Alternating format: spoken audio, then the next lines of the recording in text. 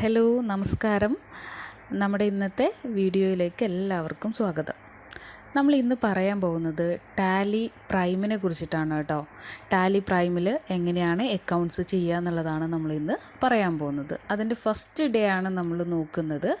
അപ്പോൾ ഒരു company creation, Tally പ്രൈമിൽ ഒരു കമ്പനി ക്രിയേഷൻ എങ്ങനെ ചെയ്യാം, അതാണ് ഇന്നത്തെ നമ്മുടെ വീഡിയോ.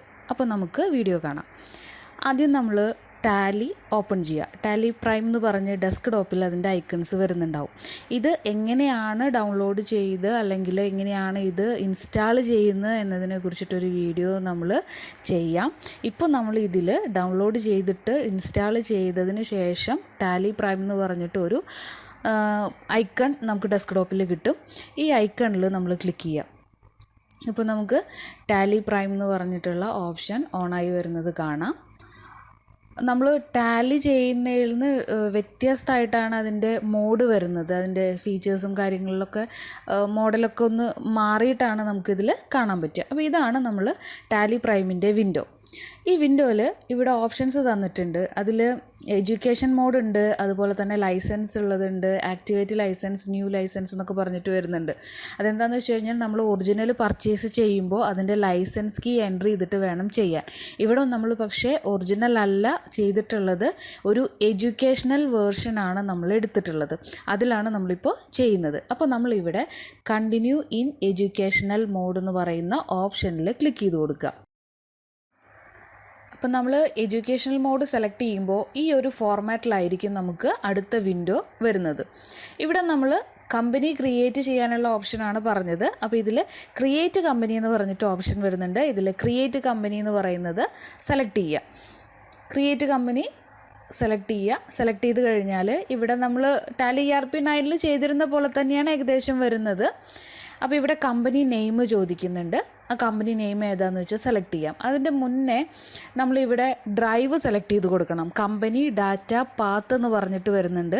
അതെന്താണെന്ന് വെച്ച് കഴിഞ്ഞാൽ ഇപ്പോൾ നമ്മൾ ക്രിയേറ്റ് ചെയ്യാൻ പോകുന്ന കമ്പനി സി ഡ്രൈവിൽ ടാലി ERP9 എന്ന് പറയുന്ന ഫോൾഡറിൽ ഡാറ്റ എന്ന് പറയുന്ന വേറൊരു ഫോൾഡറിലാണ് നമ്മുടെ കമ്പനി ക്രിയേറ്റഡ് ആവുക.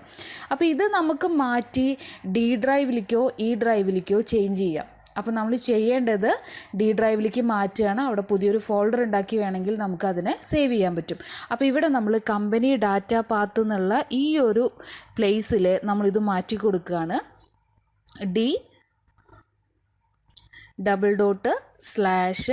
ഇനി നമ്മൾ ഏത് പേരിലുള്ള കമ്പനിയുടെ ഫോൾഡറാണെന്ന് വെച്ചാൽ അത് കൊടുക്കുക. അപ്പോൾ ടാലി പ്രൈം എന്ന് പറഞ്ഞിട്ട് ഒരു പ്രൈം 1 എന്ന് പറഞ്ഞിട്ട് ഒരു ഫോൾഡറാണ് ക്രിയേറ്റ് ചെയ്യുന്നത്.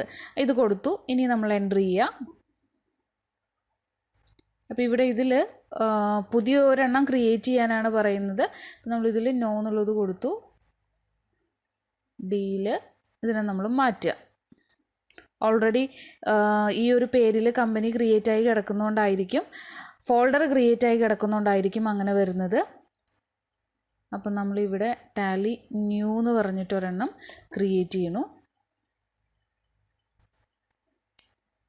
അപ്പോൾ ഇതിൽ ടാലി ന്യൂ എന്ന് പറഞ്ഞിട്ട് ഒരെണ്ണം വരുന്നുണ്ട്. അപ്പോൾ നമ്മളിത് സെലക്ട് ചെയ്തു.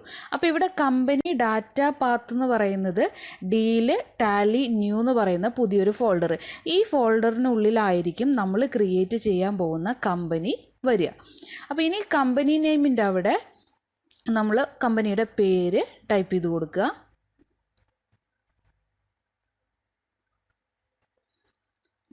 അടുത്തത് മെയിലിംഗ് അഡ്രസ്സാണ്.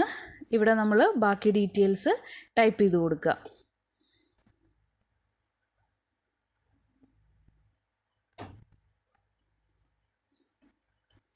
ഫുൾ അഡ്രസ്സ് നമ്മൾ ടൈപ്പ് ചെയ്യണം. പിന്നെ ചോദിക്കുന്നത് സ്റ്റേറ്റ് ആണ്. സ്റ്റേറ്റ് സെലക്ട് ചെയ്യാം. റൈറ്റ് സൈഡിൽ നമുക്ക് ലിസ്റ്റ് ഓഫ് സ്റ്റേറ്റ് എന്ന് പറഞ്ഞിട്ട് വരും. അതിന്ന് കേരള സെലക്ട് ചെയ്തു.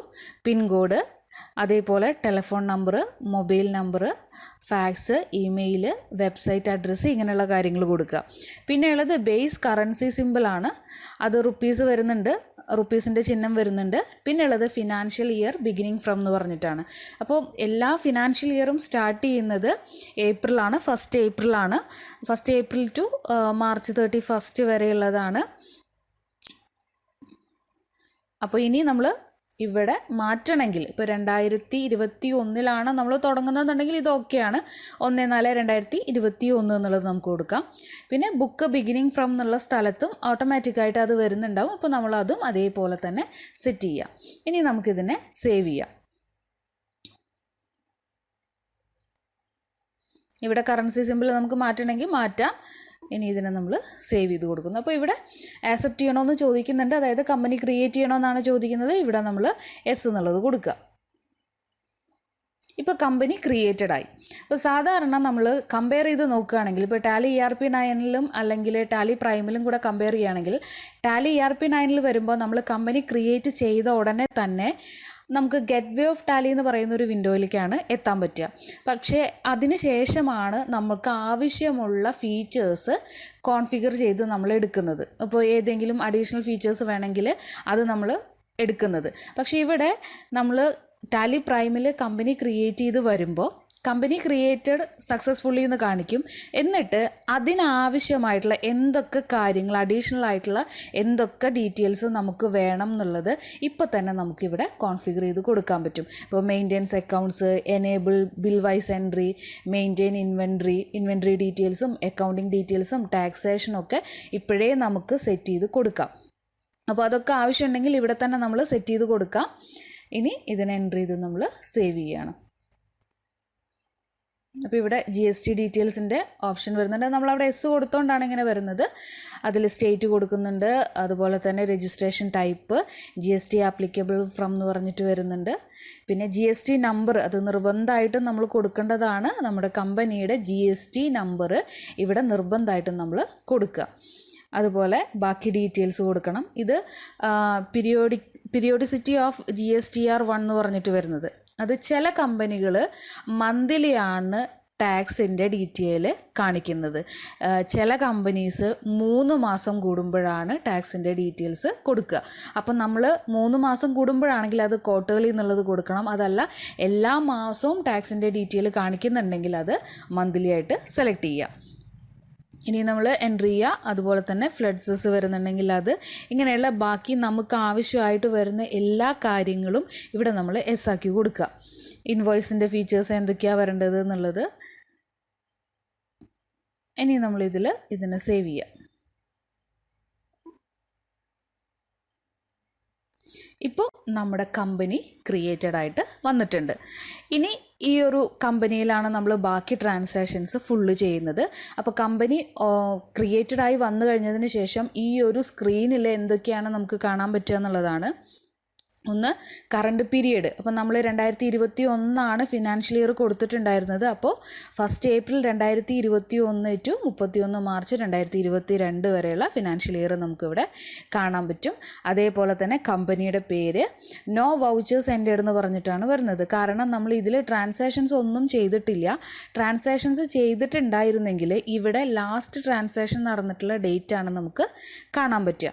പിന്നെ ഗെറ്റ് വേ ഓഫ് ടാലി എന്ന് പറഞ്ഞിട്ടുള്ള വിൻഡോ വരുന്നുണ്ട്.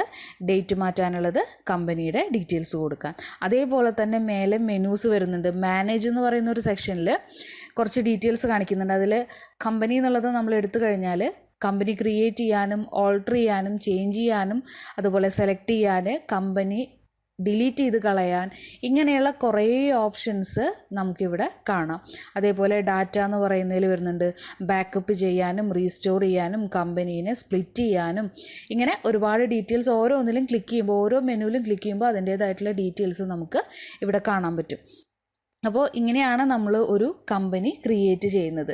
ഇതിന് ശേഷം ഇനി നമ്മൾ ഓരോ ട്രാൻസാക്ഷൻസ് ആയാലും അത് കമ്പനി ക്രിയേറ്റ് ചെയ്തതിന് ശേഷം ലെഡ്ജർ ഉണ്ടാക്കാനാണെങ്കിലും വൗച്ചർ എൻട്രീസ് ചെയ്യാനാണെങ്കിലും ഒക്കെ ഇനി ഓരോന്നായിട്ട് സ്റ്റെപ്പ് ബൈ സ്റ്റെപ്പായിട്ട് നമ്മൾ പറയാം. അപ്പോൾ ഇന്ന് നമ്മൾ പറഞ്ഞത് ഒരു കമ്പനി എങ്ങനെയാണ് ക്രിയേറ്റ് ചെയ്യുന്നത് ടാലി പ്രൈമിൽ എന്നാണ്. ടാലി ERP9 പഠിച്ചിട്ടുള്ള ആളുകൾക്ക് എളുപ്പമാണ് ടാലി പ്രൈമും, ഈസി ആയിട്ട് ചെയ്യാൻ പറ്റും. അതല്ല ടാലി ERP9 പഠിക്കാത്ത ആളുകൾക്ക് നമുക്ക് എളുപ്പമാക്കാൻ വേണ്ടിയിട്ടാണ് ഈ രീതിയിൽ നമ്മൾ ടാലി പ്രൈമിൻ്റെ ഒരു വീഡിയോ, കമ്പനി ക്രിയേറ്റ് ചെയ്യുന്നത് എങ്ങനെയെന്നുള്ളൊരു വീഡിയോ നമ്മൾ ചെയ്തത്. അപ്പോൾ എല്ലാവർക്കും വീഡിയോ ഇഷ്ടമായി എന്ന് വിചാരിക്കുന്നു. എല്ലാവരും ലൈക്ക് ചെയ്യുക, സബ്സ്ക്രൈബ് ചെയ്യുക. Okay, thank you.